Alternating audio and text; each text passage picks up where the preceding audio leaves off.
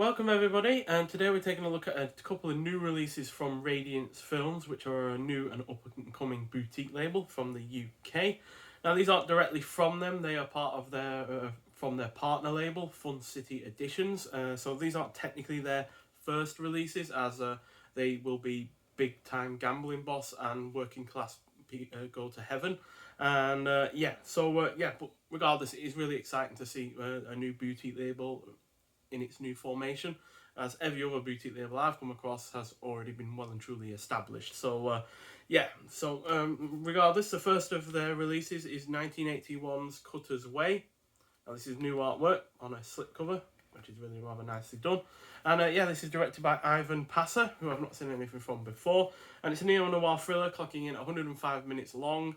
It stars Jeff Bridges, who was in The Big Lebowski, True Grit remake from 2010, Starman, The Fisher King, and Hell or High Water, all excellent films. Also stars John Hurd, who was in the first two Home Alone films, as well as Awakenings, Big, and Snake Eyes.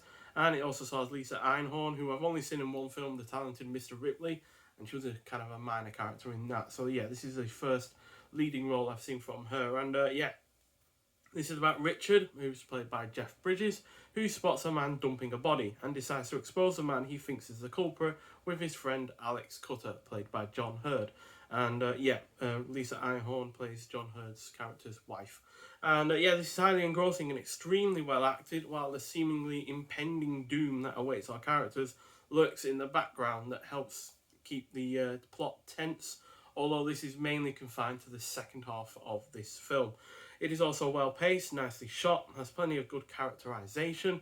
The score is great, and although the first half may well seem a little laid back in its approach compared to the second half, it does at least help lay the groundwork for the characters as well as setting the overall mood. So really, really good effort. 4 out of 5. Really impressed by it.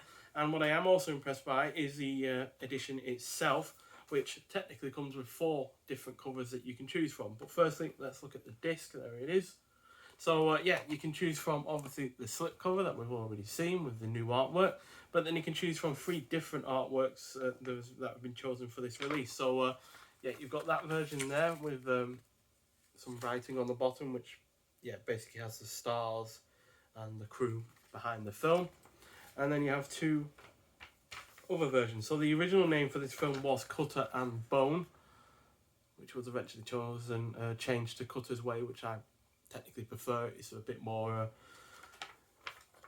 descriptive of the film itself, as this is basically about Cutter's Way in terms of how he does things. And there's the artwork. It's the proper artwork, quite frankly. So I like the fact that you get to choose from 4 different versions. Really, you can either have the slipcover on, or you can have it off and just choose from one of the other versions. So really well done. And their second release is from 1988, and it is Married to the Mob, directed by Jonathan Demme, who I've definitely seen stuff from before, which were the likes of The Silence of the Lambs, Philadelphia, and Last Embrace. Last Embrace I find to be highly underrated.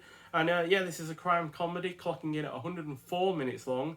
Stars Michelle Pfeiffer, who is also in the likes of Scarface, Batman Returns, Dangerous Liaisons, which was also released at the same time as this. So 2 great performances from her in the same year, as well as The Russia House, What Lies Beneath, and more recently Ant-Man and the Wasp. And also stars Matthew Modine, who is also in Full Metal Jacket from the year before this, as well as The Dark Knight Rises, Sicario, Day of the Soldado, and Cutthroat Island, which I think is really rather an underrated film. A flawed film, no doubt about that, but an underrated one regardless.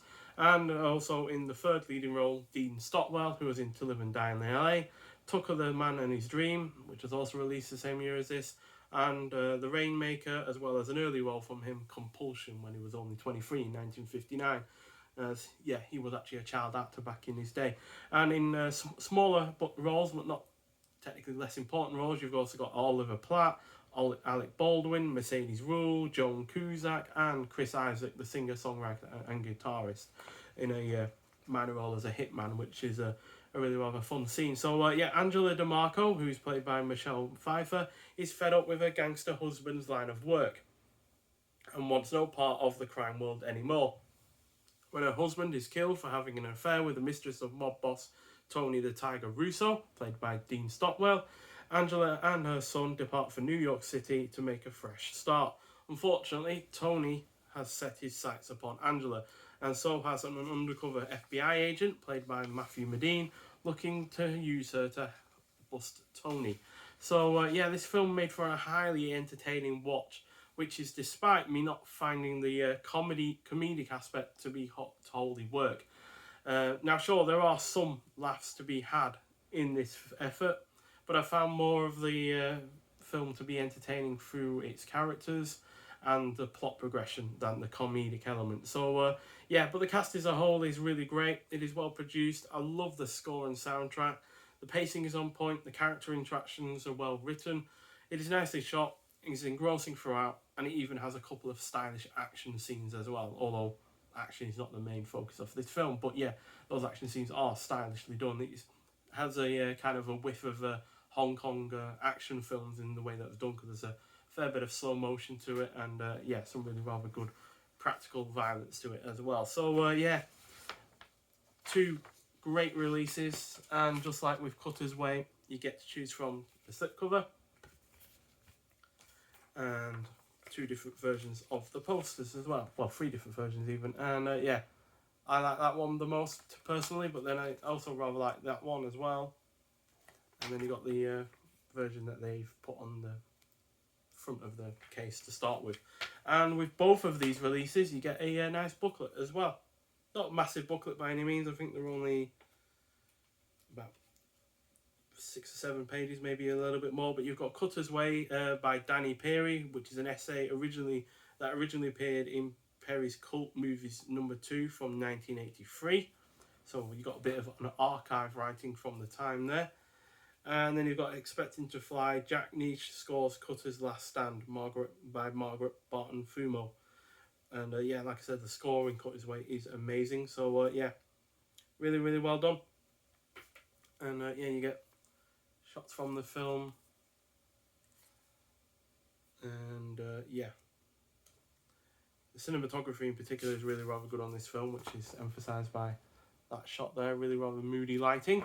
And yeah, like I said, you also get a booklet with Married to the Mob as well, with another couple of shots from the film.